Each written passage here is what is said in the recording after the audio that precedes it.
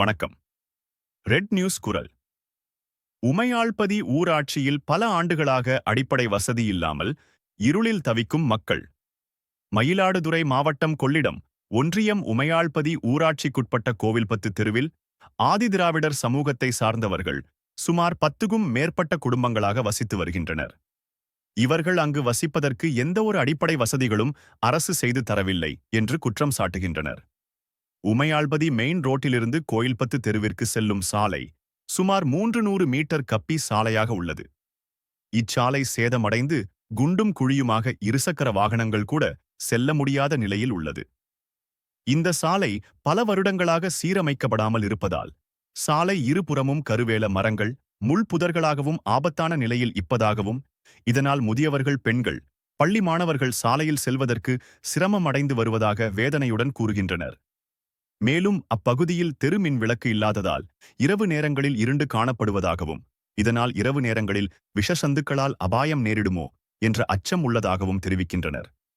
மேலும் இந்த தெருவில் வசிக்கும் மக்களுக்கு சரியான குடிநீர் வசதி இல்லை என்றும், குடிநீருக்காக பக்கத்து கிராமங்களுக்கு சென்று குடிநீர் எடுத்து வருவதாகவும் அப்பகுதி மக்கள் கூறுகின்றனர்.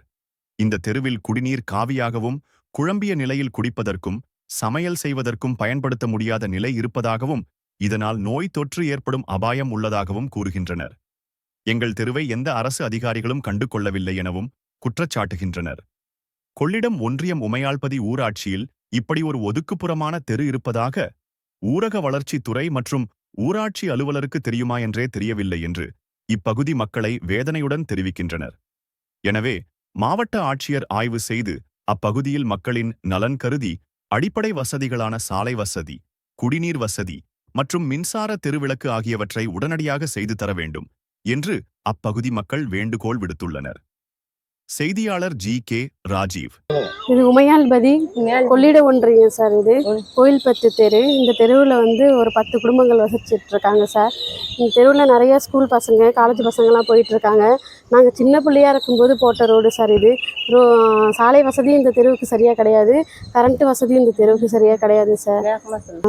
தண்ணி வசதியும் சரியாக இல்லை. தண்ணியும் பார்த்தீங்கன்னா மஞ்சளாக தண்ணி வரும். அது காய்ச்சி ஃபில்ட்ரு பண்ணி தான் இங்கே குடிச்சிட்டு இருக்காங்க சார். முக்கியமாக இந்த தெருவில் பார்த்தீங்கன்னா சாலை வசதி சுத்தமாக கிடையாது. பக்கத்தில் வாய்க்கா இந்தாண்டையும் இருட்டு டைமில் இருக்கும். நிறைய பூச்சி எல்லாம் நிறைய வந்துட்டு இருக்கும் சார். இங்கே ரோடு எங்களுக்கு கொஞ்சம் அமைச்சு தந்தால் நல்லாயிருக்கும் சார்.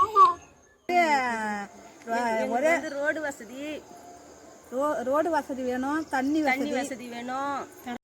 ரோடே சரி கிடையாதுங்க சார். எங்களுக்கு யார்கிட்ட சொன்னாலுமே அது ஹெல்ப் எடுத்து செய்ய மாட்டாங்க. அது கொஞ்சம் ரோடை கொஞ்சம் சரி பண்ணி எங்களுக்கு கொடுக்கணும். அதோட லைட்டெல்லாம் போடணும். லைட்டெல்லாம் இல்லை. அது மாதிரி ஒரு ஏதாவது கடிச்சிட்டு இன்னும் ஓடினா கூட எங்களுக்கு ஒரு எந்த வசதியுமே கிடையாதுங்க சார். சொல்லி நாங்கள் பார்த்துட்டோம். 5 வருஷமாக நாங்கள் சொல்லி பார்த்துட்டோம். எல்லாருக்கிட்டையுமே நாங்களே தான் போட்டுக்கிறது. சொன்னால் சரிம்மா போடுறேன்னு சொல்கிறாங்க, போட மாட்டாங்க. அது நீங்கள் தாங்க சார் பார்த்து சொல்லணும்.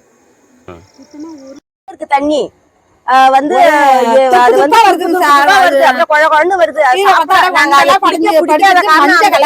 நாங்க போய் இன்னைக்கு காலையில ஒரு குடம் புடிச்சிட்டு வந்துங்க.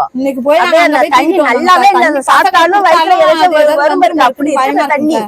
அதனால எங்களுக்கு தண்ணி வசதி இல்ல. வசதி கிடையாது. எல்லண்டி தண்ணி கொடுத்துருந்தாங்க, கட் பண்ணிட்டாங்க சார். எல்லண்டி தண்ணி கொடுத்தாங்க, அதையும் கட் பண்ணிட்டாங்க. இந்த தண்ணி வசதி மட்டும் இருந்தா, தண்ணி வசதி, லைட் வச்சு, ரோட்டு வசதி அது இருந்தா போதும் சார் எங்களுக்கு.